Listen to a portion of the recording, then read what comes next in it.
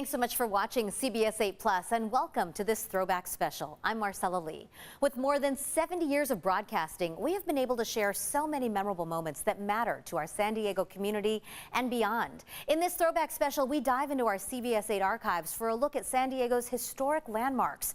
From the red roof of the Hotel del Coronado to the stately California Tower of Balboa Park, there are structures full of rich history all over America's finest city that have become iconic to locals and tourists.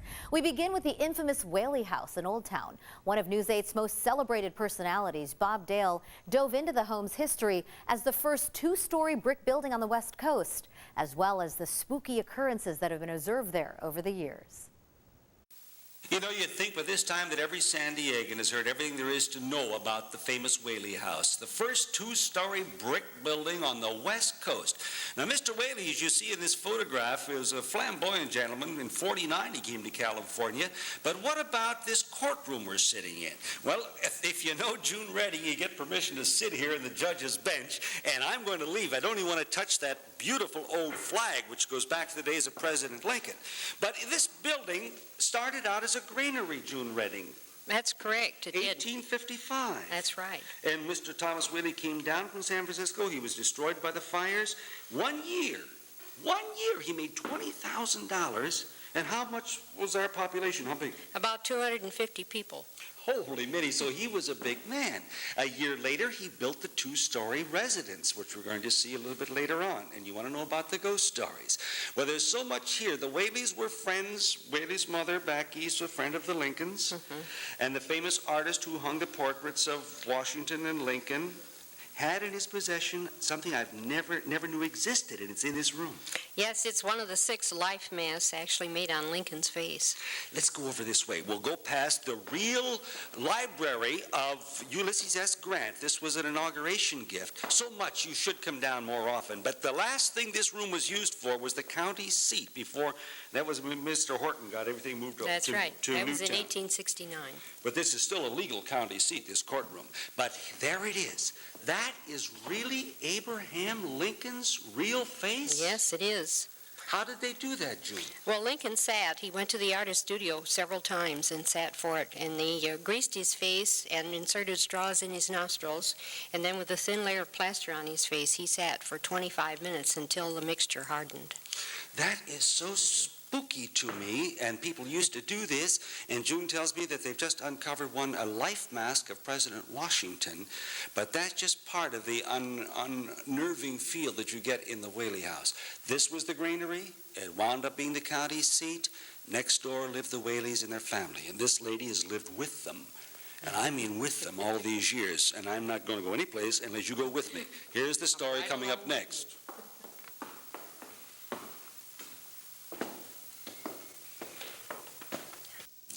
Well, this reprint of a newspaper, ladies and gentlemen, is where it all started, the ghost story of the Whaley House. You see it's dated 1852, August 27th, and a man by the name of Yankee Jim, and the way they figured it out, right where this archway separates the parlor from the famous old Whaley House and the music room, is where the gallows stood. And this lady behind me, if you go boo, June, I'm going to jump right through the ceiling, because you're the one that started this ghost story, June Redding. Now, June, he was hung there, but he wasn't ready. He was giving a big speech. That's right. He was giving a long, windy farewell speech. And Deputy Crossway thought that he was talking beyond the time that he should have been, because he was sentenced at 3 o'clock to be hanged. Because he stole a pilot Yes. here in San Diego. Interrupted the commerce of the community. So boom goes the wagon, and Robinson drops. Yankee Jim is left hanging. Yes. Now, this was, incidentally, this piano belonged to Mrs. Whaley, was in Gone with the Wind. But this music room, the study back here has a piano in it from Jenny Lind. That is right. But come with me for a moment, because it was the daughter of Mr. Whaley who first started to hear the ghost of Yankee Jim. That is correct. Corinne Lillian Whaley, Thomas Whaley's youngest daughter, was a resident of the house for 90 years. And she felt that the house was definitely haunted with the spirit of Yankee Jim, and that it was his walking that she heard. Now, that's why she moved from her bedroom upstairs down to her father's study, which is now part of the museum with all the wonderful things the Whaley family had. But now you have heard a baritone voice laughing just 2 years ago. That's right, I have. And you have heard his footsteps going through those empty bedrooms. That's right. And I'm not going up there this time. Why not? You know why not. Because I don't want to take any chances. But you've run up there and you've not been able to see No, we never see any kind of a figure, but we definitely hear a noise of a man's footsteps. So that would be Yankee Jim.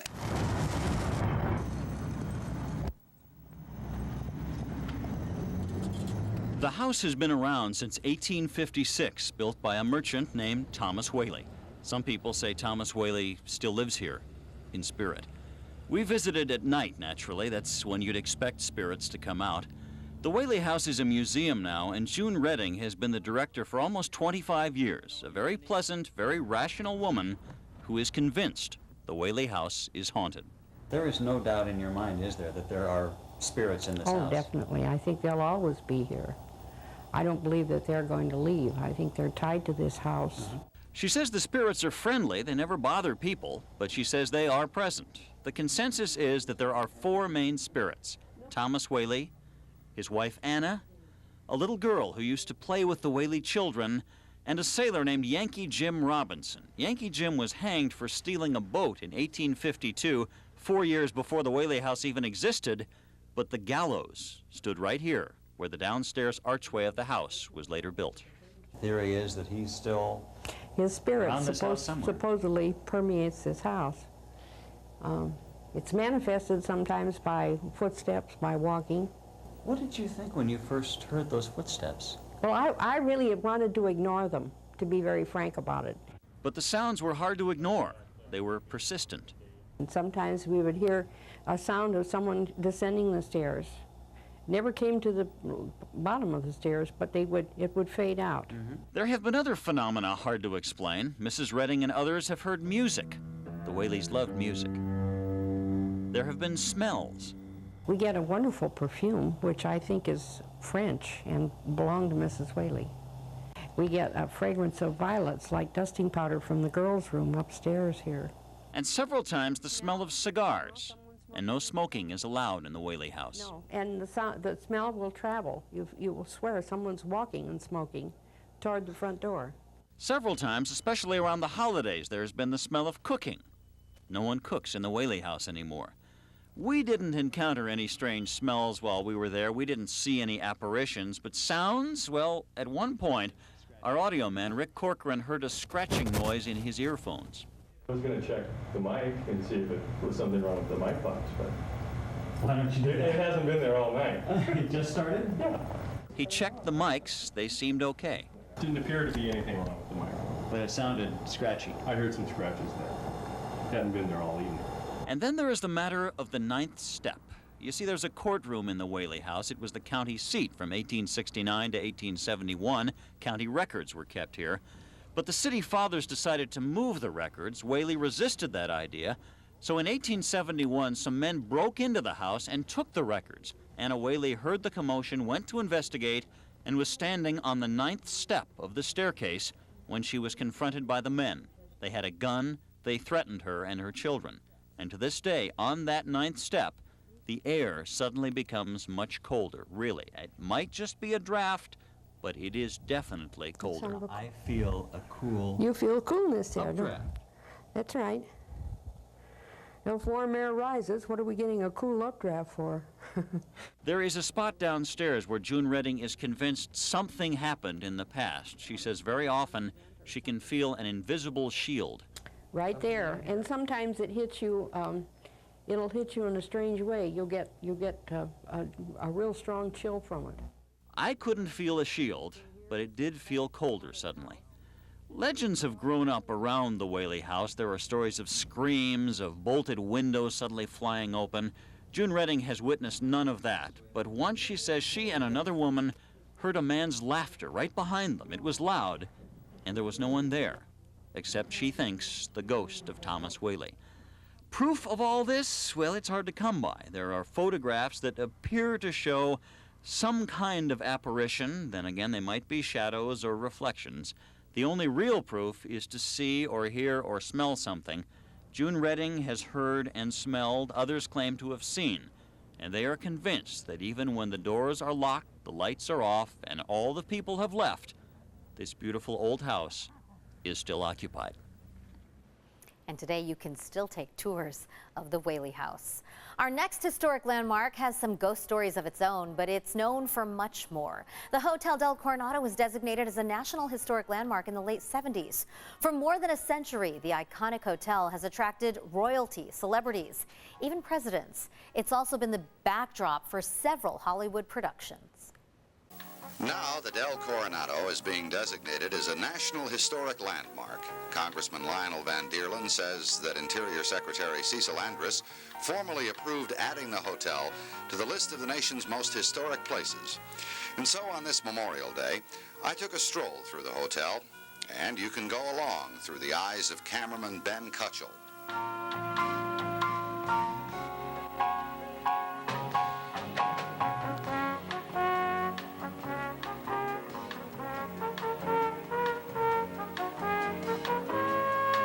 She is magnificent. 6 years after she opened in 1894, Thomas Alva Edison personally supervised installation of the lighting system.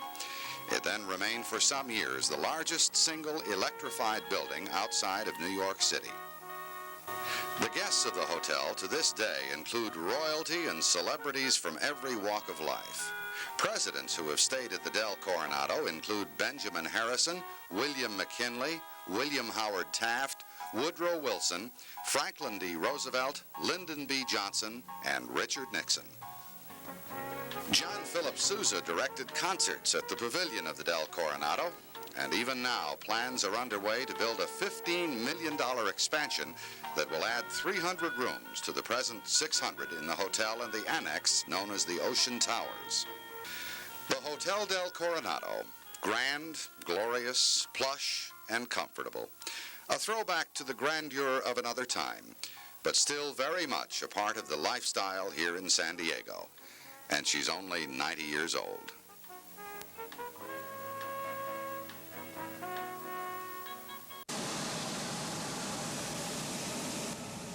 Hot air balloons were the only way to get around by air in the late 1800s, and that's when the stately Hotel del Coronado was built. It was the dream of Elisha Babcock and H.L. Story, both of Chicago, to build an oceanfront resort that would be the talk of the Western world. Well, they accomplished that feat building the hotel in only a year's time. Today, 95 years later, it is still the talk of the world. It has a special ambiance. I have probably wandered around in this hotel for almost 20 years, and every time I come in that lobby, the feeling is still there. It talks to you, and the history is so significant that there is a special ambiance. And ambiance is what this hotel is all about. Movies have been made here, kings and queens have stayed here, and the rich and powerful have always been attracted to this Victorian castle. I think one of the reasons so many celebrities come here is because they know that they are going to have privacy. The 95th birthday party came complete with a mini tent city and costumes. But regardless of how much the world around the Del changes, its bright red towers remain timeless. Carlos Amezcua, News 8, Coronado. Still a place a lot of people go to take those iconic pictures. The Horton Grand Hotel in the Gas Lamp is not the same building today as it was when it first opened in the late 1800s. The original building was slated for demolition in 1980, but the Save Our Heritage organization fought to save it. Years later, the city bought it and another historic hotel, tore them both down to create a new Horton Grand Hotel. Take a look. The death certificate had the signatures of Mayor Wilson and the City Council, but it was a forgery. A group called Save Our Heritage organization was responsible. Members have played key roles in keeping many of San Diego's historic buildings from the Wreckers Ball. They say federal redevelopment money can't be used to tear down the hotel, which was built in 1887. That's their fight. But last week, the council added the hotel to the list of buildings slated for demolition.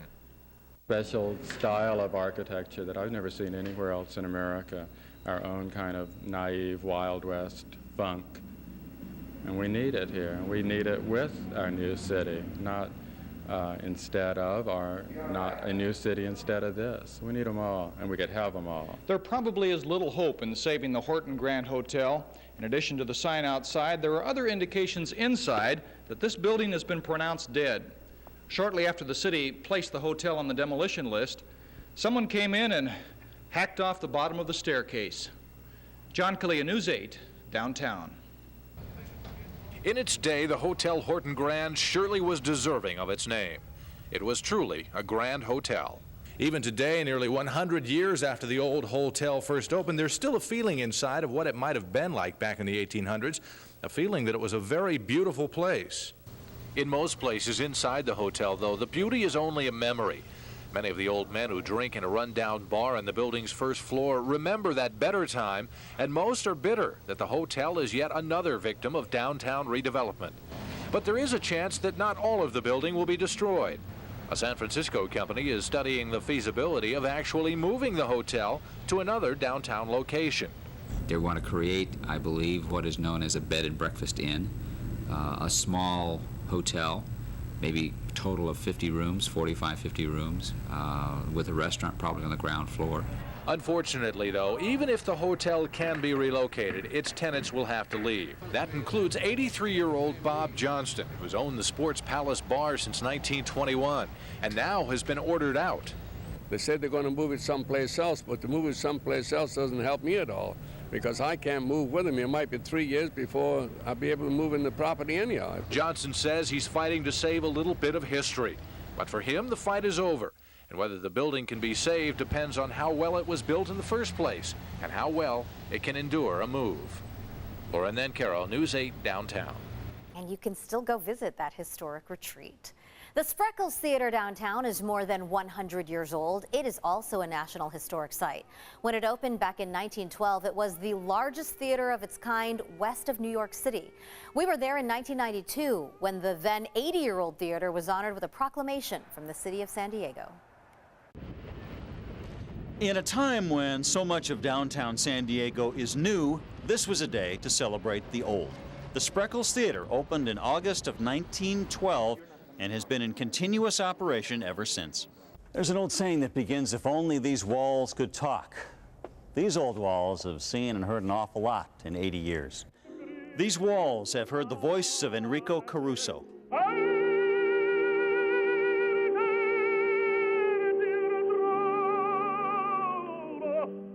These walls have seen Will Rogers and heard the laughter he brought.